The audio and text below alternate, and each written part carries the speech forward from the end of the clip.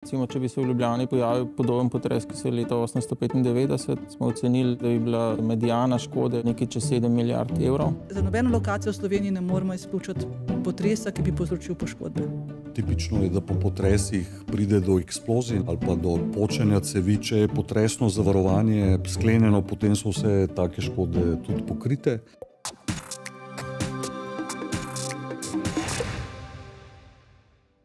Potres je naraven pojav, s katerim smo se v Sloveniji, pa tudi v naši okolici, že srečali. Zadnji večji v naši soseščini je decembra 2020 hudo prizadel območje Petrinje na Hrvaškem. Potresa ni mogoče napovedati vnaprej, nanj vplivati, ga nadzorovati ali preprečiti. Zato je eno najpomembnejših vprašanj, kako se lahko nanj pripravimo. O tem bomo govorili v današnji epizodi serije Pripravljeni na nepredvidljivo. Poimenovali smo jo Na potresni prelomnici. V podkastu torej o tem, kako potresno nevarna in potresno ogrožena je Slovenija in kakšne posledice bi pustil večji potres. Ali smo lahko pripravljeni na takšne dogodke, tako z načinom gradnje kot z ustreznimi zavarovanji? In kaj lahko storimo, če se morda potres res zgodi? Odgovore bodo ponudili dr. Barbara Šket-Motnikar, seizmologinja z Agencije Republike Slovenije za okolje, dr. Matjaž Dolšek, profesor na Fakulteti za gradbeništvo in geodezijo Univerze v Ljubljani in Peter Filip Jakopič, direktor službe za zavarovanje premoženja in premoženjskih interesov pri Zavarovalnici Triglav. Lep pozdrav vsem skupaj. Dobrodošli. Gospa Šket-Motnikar, bi nam lahko najprej za začetek na najbolj preprost, kratek in razumljiv način pojasnili, kaj sploh je potres in kako nastane? Ja, potresi so posledica sestave zemljine notranjosti. Zemljina lupina je sicer hladna in trdna, čim bolj globje pa gremo, tem bolj temperatura narašča.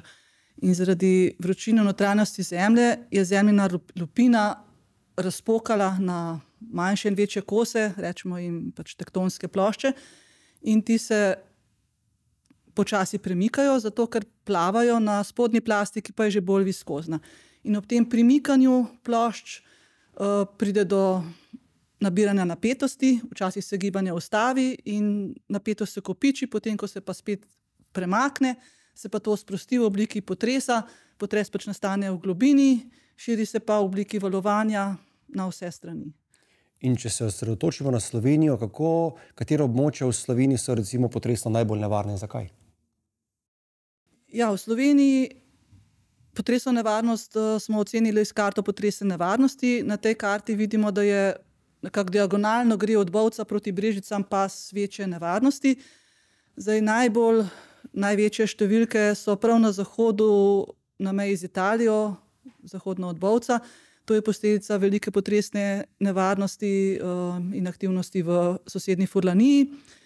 Potem imamo velik sistem dinarskih prelomov. To so tudi veliki pomembni prelomi, kjer tudi lahko nastanejo močni potresi. No, še bolj proti vzhodu, okrog Brežic je pa veliko malo bolj zmernih potresov, ampak po številu jih je pa več. Zdaj Ljubljana po sami potresni nevarnosti ni sicer na najvišji točki, ampak zaradi naseljenosti je pa seveda zelo ogrožena. Pa lahko rečemo, da v Sloveniji obstaja možnost nekega večjega, močnejšega potresa? Seveda, saj tudi v preteklosti smo jih že zabeležili. Če se morda samo še dotakneva, kaj pravzaprav pomeni potresna nevarnost in potresna ogroženost? Kakšna je razlika med tema dvema pojmova? Zdaj, potresna nevarnost pomeni naravni pojav. Povemo, kje lahko nastanejo potresi, kako močni nastanejo, kako pogosti so. Ko pa govorimo o potresni ogroženosti, pa s tem ocenjujemo, kakšne so posledice potresa, prav kakšna je škoda, kakšne so družbeno-ekonomske posledice. In tu zraven je poleg potresne nevarnosti še kakšna je ranljivost stavb, pa kakšna je naseljenost prebivalstva. No, in ko smo že pri stavbah, gospod Dolšek, koliko pozornosti sploh namenjamo potresni varnosti zgradb pri nas? Ja, za nove zgrajene stavbe je to področje dobro urejeno, ker imamo standarde za gradnjo potresno odpornih objektov. Slovenija je bila prva država Evropske unije, ki je te standarde uzakonila, pravzaprav sprejela kot obvezne leta 2008. So pa v pripravi nova različica teh standardov, ki ne bi bila sprejeta čez par let. Drug problem pa je, ali pa problem so pa stavbe starejše, kjer so se te standardi razvijali skozi čas. Recimo prvi standardi za potresno odporno gradnjo v Sloveniji so bili sprejeti 63. oziroma 64. leta in so se potem posodabljali v začetku 80. let in pa v tej 2008. In skozi to obdobje so se zahteve za potresno odporno gradnjo dvigovale, se pravi povečevala se je potresna obtežba, poleg tega pa se je tudi povečevala, kar je zelo pomembno, da so bile konstrukcije sposobne se obnašati v nelinarno območje, kar pomeni, da se, če tudi se poškodujejo, se ne porušijo. In z tega stališča so potem starejši objekti, za njih zdaj rečemo, da niso potresno odporni. Kako bi torej v tem trenutku recimo ocenili neko potresno varnost ali potresno odpornost zgradb pri nas, recimo naprimer v Ljubljani? Obstajajo različne metode, kako to narediti, ampak recimo v zadnjih letih je možnost, ali pa smo se naučili, ali pa znamo določiti tudi recimo povprečno letno škodo za objekt ali pa recimo za celo območje, ali pa recimo verjetnost porušitve, verjetnost izgube življenja. Se pravi, to so kazalniki, s katerimi ocenimo, ali je objekt varen oziroma ljudje so varni, če živijo v teh objektih ali ne. Kakšne pa recimo bi bile posledice, če bi se na primer zgodil v Ljubljani podoben potres, kot se je recimo pred 4 leti na Hrvaškem, ali pa da bi se recimo ponovil ljubljanski potres iz leta 1895? Te študije smo delali leta 2020. Takrat smo simulirali, recimo, če bi se v Ljubljani pojavil podoben potres, ki se je leta 1895, in smo ocenili za tisti čas, da bi bila medijana škode, je bila ocenjena neposredne škode, ne samo na stavbah, nekaj čez 7 milijard evrov. Zdaj, če bi to prenesli v današnji čas, bi bilo precej več, verjetno okrog 10 milijard zaradi višjih stroškov prenove objektov. Seveda, če bi pa simulirali petrinski potres, bi bilo pa verjetno še za nekih 30% večja neposredna škoda. Zdaj, če bi pa dodali še posredno škodo, pa to približno faktor 2 vsaj, ne. Vemo, da je ogroženost stavb, ki jih želimo zavarovati, pomemben dejavnik, ne? Peter, denimo za določene višine zavarovalne premije. Drži? Drži. Kaj to pomeni? Kako se recimo lahko stranke zavarovalnice Triglav zavarujejo pred takšnim potresom? Imamo pač zavarovanje potresno, ki ga praviloma lahko priključijo stranke na vsa naša zavarovanja. Najbolj pogosto se za to odločajo lastniki pač stanovanjskih objektov, bodisi hiš, bodisi stanovanj v večstanovanjskih objektih in pa normalno podjetja. Se pravi, vse kapacitete, ki jih imajo, so podvržene pač ene bolj, druge manj nevarnosti potresa oziroma ogroženosti, tako kot je že gospa omenila, in premija je odvisna, se pravi, Slovenija je razdeljena v 4 potresne cone.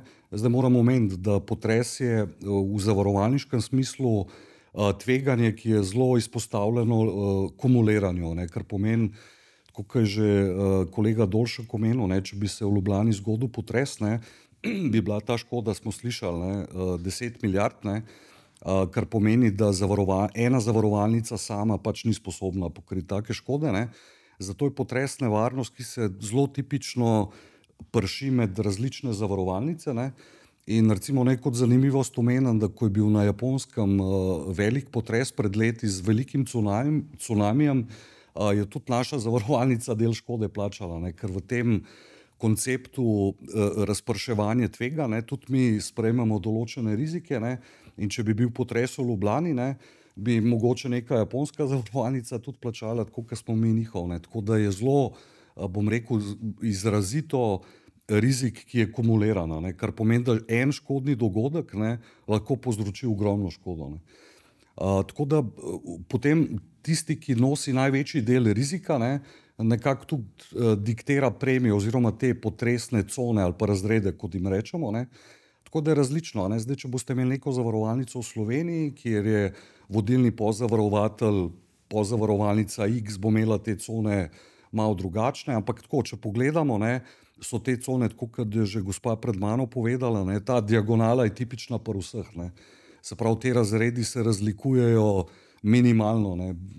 Nek kraj, ne vem, v naši razporeditvi je 3. cona, pri nekom drugmu 4., ampak ta tipična diagonala se pa pri vseh kaže. In pa še to, kar je že profesor Dolšek omenil, odkar so se te standardi varno potresne gradnje začeli uporabljati, ne, tudi zavarovalnice nekako nižjo premijo zaračunamo objektom, ki so bili zgrajeni že v skladu s temi standardi, ne, se pravi po sredini 60. let prejšnjega stoletja, ne, ker po neki zavarovalniški logiki je nekako, če pride do potresa, ne, bo neka škoda poprečna nižja na takem objektu kot na nekem objektu, ki je bil zgrajen na začetku prejšnjega stoletja, ko še niso uporabljali teh standardov. Omenili ste razred ogroženosti. Kako zavarovalnica pridobi podatke, na podlagi katerih potem uvrsti določene stavbe, zgradbe v te razrede?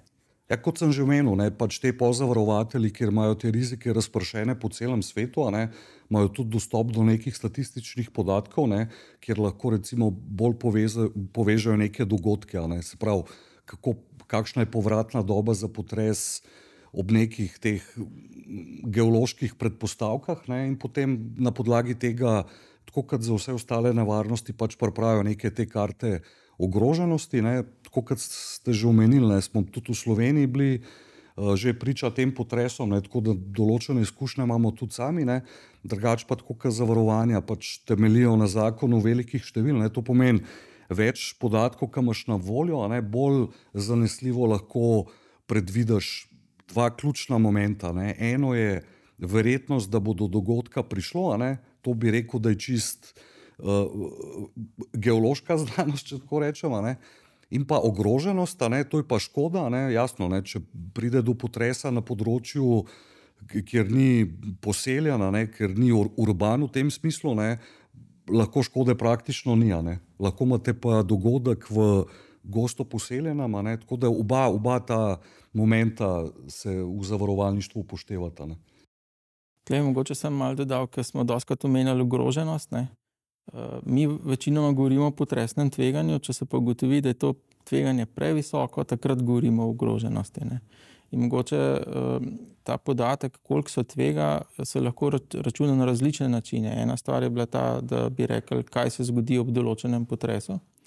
Drugo je pa to, da lahko recimo simuliramo potrese za zelo dolgo obdobje, pa potem povprečimo škodo na časovno obdobje, ne. In to je tisto, kar tudi delamo, ne, in se da zračunati, in to so mogoče pomembne informacije tudi za podjetja, če imajo zelo veliko recimo neke oprema ali pa recimo dejavnost, ki jo izvajajo v takšnih objektih, je, bi rekel, ta neposredna škoda, ki bi mogla stati še verjetno bistveno višja, ne. Podatek mogoče za zanimivost, kakšna je ta škoda na letna pričakovana ali pa srednja letna škoda na 100 kvadratnih metrov na površin stanovanjskih, je pa recimo območje nekje od 50 do 500 evrov v Sloveniji. Lahko gre tudi izven teh okvirov, ampak večinoma so tle noter te letne škode, ne, kar pa ni zanemarljivo majhna številka, ne. Seveda. Peter, kako na koncu ta uvrstitev v te razrede na koncu vpliva? Kako pomemben dejavnik je to pri izračunu zavarovalne premije? Ja, naprimer v Sloveniji, ne, kot sem že omenil, pač mi konkretno uporabljamo sistem 4 con, ne, recimo premija v coni, kjer si bolj izpostavljen, je 4 do 5-krat višja, ne. Recimo na Hrvaškem, ne, hrvaški kolegi imajo več con, naprimer, ne, kot v Sloveniji, ne, tam so pa razlike še bistveno višje, ne. Tam je pa recimo premija za lokacijo, ki je pač bolj izpostavljena, tudi več kot 10-krat višja od premije za primerljiv objekt na neki lokaciji, kjer je ocenjena ta verjetnost nižja. Kako pa je recimo z zgradbami oziroma zavarovanci, ki že recimo živijo v potresno nevarnih zgradbah, ali so tukaj kakšne posebnosti, kako se lahko zavarujo takšne stranke? Ja, mi v bistvu v tej fazi izvajanja zavarovanj tudi izvajamo pač prevzem rizika, ne, tako da sploh za kakšne večje objekte, kjer v bistvu individualno ocenimo, ne, verjetnost, da bo do nekega dogodka prišlo, bodisi da je to neka naravna nevarnost, bodisi da je to neka nevarnost pogojena s človeškim faktorjem, in pa lahko tudi prilagajamo ustrezno premijo, ne. Če pa ugotovimo, da je določen rizik recimo zelo izpostavljen določenemu tveganju, ne, in nekako je izven teh apetitov same zavarovalnice, ne, in tudi sama zavarovalnica je omejena seveda z lastnimi kapacitetami, ne, tudi regulirani smo in določenih rizikov pa pač tudi ne bi sprejeli v zavarovanje, ne. Če bi ugotovili, da je neka stavba, bom rekel, zelo ogrožena, ne, v tem smislu, ne, pol pač ne ponudimo zavarovanja, ne. To zavarovanje pač v Sloveniji, moram povedati, ni obvezno, ne. Recimo v določenih državah, kjer imajo, bom rekel, bolj razvite zavarovalne trge, ne, recimo Francija in tak šolski primer za moje pojme, ne, tam imajo že več kot 80 let nek program v bistvu zavarovan pred naravnimi nevarnostmi, kjer je država posegla v sam trg, ne, in v Franciji, če že zavaruješ objekt, je obvezno zavarovanje za vse naravne nevarnosti, tudi za potres, na primer, ne, in tam je zavarovanost več kot 90%, ne, in nekako kalkulacijsko pije vode, ker je to, bom rekel, tako ogromen zajema, ne, da potem tudi te matematični vzorci, na katere mi največ stavimo, dejansko delujejo, ne. Če imaš pa ti relativno nizko zavarovanost, ne, pa prihaja do raznih učinkov, kot je antiselekcija, ne, kar pomeni, da bi zavarovali samo tisti, ki bi že kar slutili, da bi že vsak najmanjši potres lahko naredil neko škodo, ne, potem pa lahko taki produkti tudi zginajo iz samega trga, ne. Tako da nekako to ravnovesje je treba zagotoviti in zdaj v enih državah to sam trg poskrbi za to, ne. V nekaterih državah je pa pač država posegla, tako da nekako ščiti, bom rekel, prebivalce, da bi v primeru takih potresov, ne, kot ga je že tudi profesor Dolšak omenil, ne, da bi dejansko prišli nekako do tiste škode, da bi si s tisto zavarovalnino lahko ponovno zgradili pač objekt, tako da se tudi strinjam s to oceno, ne, nekako 500 evrov, ne, s tem, da ja, zdaj ta gradbena inflacija, kateri smo priča v zadnjih letih, ne, od pač vojna v Ukrajini je povzročila te ekonomske premike, podoben, kot se tektonski premiki dogajajo pod zemljo, ne, se pa tudi v družbi in so te stroški bistveno višji, ne, tako da rabimo danes bistveno več sredstev, da povrnemo neko zgradbo v prvotno stanje, kot smo jo recimo leta 2020 ali pa leta 1990. Zdi se mi pomembno omeniti še to, potres ne spada med tiste temeljne osnovne nevarnosti. Ne, praviloma je potres vedno dodatno zavarovanje, tako da praktično tudi praksa na drugih trgih je taka, da je to neka nevarnost, ki jo moraš pač posebej zavarovati. Tako da... Dobro, morda se spomnimo še malo zgodovine in preteklosti. Gospa Šket-Motnikar, kateri so bili recimo najhujši potresi pri nas v Sloveniji? 12. april leta 1998 se je zgodil potres v Posočju, ki je pač vsaj v novejšem času pač močen dogodek pri nas. Drugače pa najmočnejši potres, ki smo ga zabeležili v Sloveniji, je iz leta 1511 na Idrijskem in je imel ocenjeno magnitudo 6,8 in posledice 10. stopnje po evropski potresni lestvici. Zdaj mogoče, da samo omenim, kaj je to magnituda pa intenziteta. Magnituda je mera za velikost potresa, kako je potres močan. In to ocenimo na podlagi meritev, se pravi na podlagi zapisov seizmogramov. Medtem ko intenziteta se pa določi v vsakem naselju posebej in je seveda odvisna od tega, kako daleč od nadžarišča smo. Tako da intenziteta pa pove, kakšni so učinki potresa pač na ljudi, na predmete, na stavbe. No, poleg tega najmočnejšega potresa smo zabeležili še 3 precej močne potrese v Sloveniji, intenzitete nekje 8 do 9 in to je že omenjeni ljubljanski potres leta 1895, potem potres v Furlaniji 1976, pa navajeni smo na termin beljaški potres, čeprav lokacija še vedno ni zanesljiva, leta 1348. Tako da te potresi so poleg idrijskega potresa naredili največje posledice v Sloveniji. In povzročili največ škode. Tako, ja. Do sedaj smo torej izvedeli, da je najbolj potresno nevaren pas osrednje Slovenije od severozahoda do jugovzhoda. Zaradi gostote naselitve in načina gradnje v preteklosti pa bi največ škode povzročil potres v Ljubljani. V primeru potresa najprej poskrbimo za svojo varnost in zaščito, kar se tiče stavb pa je dobro poskrbeti za ustrezno zavarovanje, da ublažimo finančno breme obnove po škodi. Zavarovalnica Triglav ponuja potresno zavarovanje za dom, tudi če je ta v večstanovanjski stavbi, ki ni potresno odporna. Za primer potresa pa je mogoče zavarovati tudi opremo doma. Potresom se torej ne moremo izogniti, lahko pa predvidevamo verjetnost takega pojava, ki je povezan tudi z visoko stopnjo negotovosti in se nanj ustrezno pripravimo.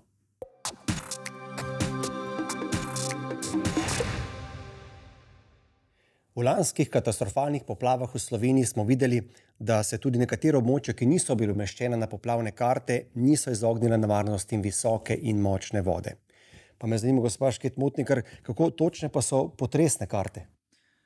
Ja, potresne karte so ocenjene na podlagi verjetnostnega postopka.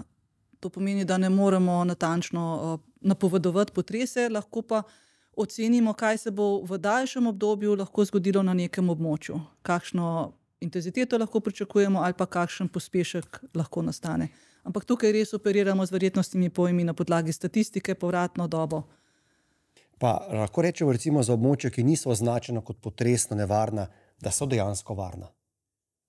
Na nekaterih območjih lahko pričakujemo, da se bo potres dogajal bolj pogosto, pri drugih pa bolj poredko, ampak za vsako lokacijo v Sloveniji, za nobeno lokacijo v Sloveniji ne moremo izključiti potresa, ki bi povzročil poškodbe. Gospod Oršek, kaj bi morali storiti, katere predpise bi morali še sprejeti, da bi zagotovili boljšo gradnjo v prihodnje? Tako kot sem že omenil, za novo gradnjo so predpisi že dobro poskrbljeni, problem pa je, ker nimamo nobene zakonodaje za prenovo obstoječih objektov.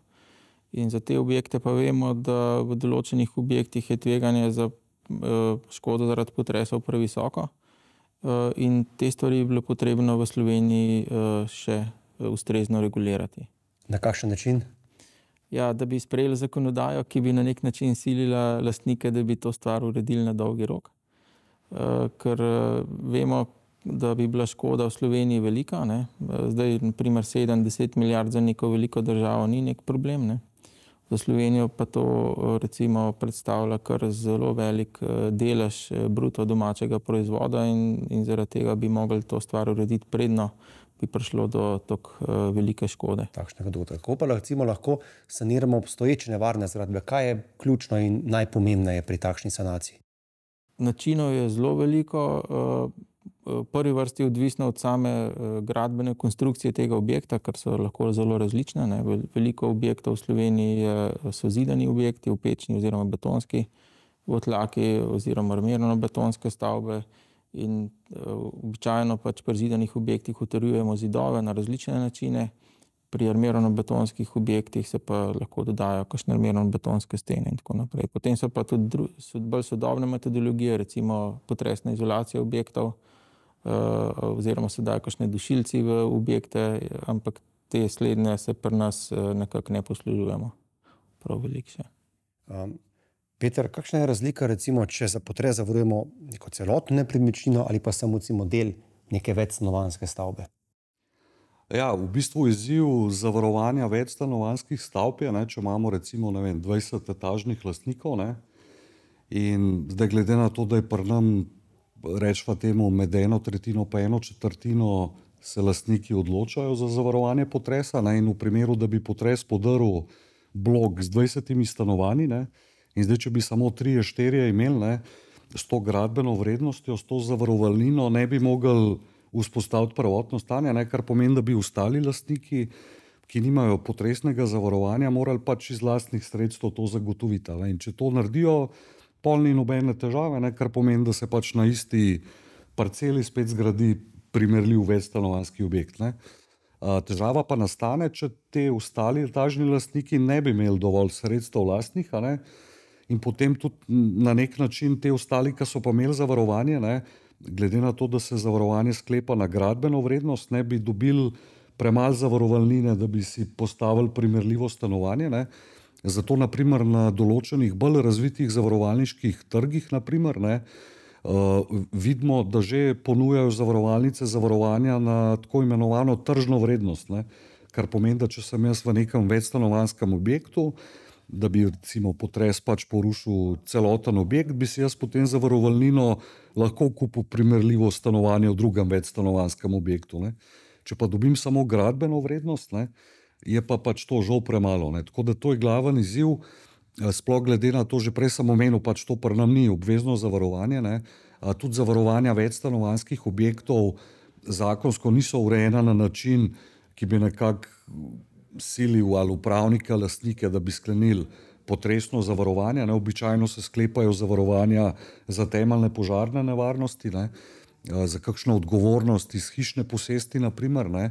Potresno jih je pa relativno malo zavarovanih. Tako da po naše je to največji izziv, če bi prišlo pač do takega scenarija, bi imeli kar težave zaradi tega. Kakšen nasvet, priporočilo bi potem lahko dali prebivalcem take večstanovanjske zgradbe? Ja, jaz pač moje sosede v bloku nekako prepričujem, ker poznam to. Sicer večina ljudi tega ne razume, sploh je zavarovalništvo, bom rekel, prepoznano kot neka zakomplicirana storitev. Ampak dejansko je pač smiselno, da je potem cel blok potresno zavarovan in v tem primeru ne bi imel nobenih težav.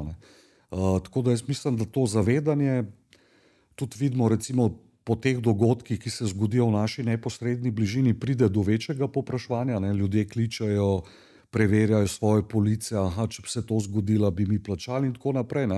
S tem, da ta človeški spomin je nekako obratno sorazmeren z bližino. Se pravi, dlje od nas, ko se zgodi nek dogodek, manj traja ta spomin in obratno. Recimo po potresu v Petrini recimo, smo mi zaznavali 3 do 6 mesecev večje povpraševanje, naprimer. Ali pa pri poplavah v lanskem letu, ta spomin še zdaj traja, se pravi, da bo 12. Medtem ko kakšni manjši potresi, ki se zgodijo, sploh ta efekt, če ni ravno na mojem dvorišču, pa zelo hiter ta spomin nekako zbledi. Lahko govorimo o zavedanju oziroma kakšen je pravzaprav nivo zavarovanosti zgradb v Sloveniji proti potresom? Ja, tako kot sem že omenil, na segmentu recimo stanovanjskih rizikov, se pravi hiše, blok in tako naprej, nekako ocenjujemo, da je približno 1/3 zavarovanih, se pravi tisti, ki so zavarovani, jih je 1/3 tudi za potres, 2/3 pa ne. Medtem ko na segmentu podjetja, se pravi, ko govorimo o nekih poslovnih prostorih, proizvodnih kapacitetah, je pa ta delež še malo nižji, tako približno 1/4 recimo. Gospod Dolšak, koliko se dejansko sicer, če morda še malo osvetlimo ta del, splača vlagati v sanacijo nekih obstoječih potresno nevarnih zgradb? To je zelo težko vprašanje. Predvsem je odvisno od lastnikov, koliko so pripravljeni tvegati. Problem pa je, ker ni informacij, se pravi ljudje oziroma lastniki nimajo informacij o potresnem tveganju, ki bi jih pridobili na sorazmerno enostaven način. In na Fakulteti za gradbeništvo in geodezijo se že zelo dolgo časa trudimo, da bi vzpostavili nek sistem potresnih izkaznic, po domače povedano, za objekte, kjer bi prišli ljudje do enostavnih informacij. Na ta način bi se lažje odločali tudi potem za investicijo, za znižanje tega tveganja. Je pa res, da bi bilo te stvari potrebno regulirati, ker ne gre samo za ekonomsko računico, ampak so tudi tukaj drugi dejavniki, ki jih treba upoštevati za kup, recimo varovanje človeških življenj in tako naprej. Govorimo o neki izkaznici, podobno kot obstaja neka energetska izkaznica določene stavbe, ki obstaja recimo... Tako, te izkaznice so pravzaprav razvite že do te stopnje, tudi ocene so harmonizirane z energetsko izkaznico in recimo en kazalnikov je tudi ta povprečna oziroma srednja letna škoda, na osnovi katere se rangirajo potem objekti v to kategorijo ogroženosti oziroma tveganj. Gospa Šket-Potek, koliko recimo bi pri tem lahko pomagali tudi podatki, ki jih imate na agenciji? Se pravi, mi prispevamo s tem, katera območja so nevarna, ampak potem bolj pomembna je pa ranljivost same stavbe. Zelo pomemben podatek, vhodni podatek prispeva ARSA s tem študijem analize potresne nevarnosti, ker to je pač na ta način se definira potresna obtežba in to je en del od tega modela. Peter, mogoče še vprašanje, kakšno dodatno škodo pa nam lahko še povzroči nek potres, recimo požar, ali so take nevarnosti vključene v takšno potresno zavarovanje? Ja, če obstaja potresno zavarovanje, pa so tudi pač pokrite škode, ki nastanejo kot posledica potresa. Recimo tipično je, da po potresih pride do eksplozij, recimo, ali pa do kakšnih počenja cevi, ki potem naredijo škodo. Se pravi, bi rekel, neka posredna škoda, se pravi, ne neposredna. Ja, potres pač povzroči neko poškodbo stavbe, pa pridejo še druge škode, tako da to je, če je potresno zavarovanje sklenjeno, potem so vse take škode tudi pokrite. Tudi na trgih se razvijajo zavarovanja, recimo te potem posledične škode, ker če pride do potresa, če govorimo o nekih proizvodnih kapacitetah, o nekih poslovnih modelih, potem taka podjetja nekaj časa ne morejo proizvajati izdelkov, prodajati, se pravi trpijo tudi te neke finančne škode, poleg teh človeških, ki so verjetno neprecenljive in se jih težko meri. Pač zavarovalnice lahko razvijamo produkte za škode, ki se jih pač da zmeriti in jih tudi lahko ponudimo na trgu. Kaj sicer še smiselno dodatno zavarovati v smislu teh nekih posrednih škod in nevarnosti, ki se sprožijo? Najbolj običajno je pač ta izpad nekega dohodka.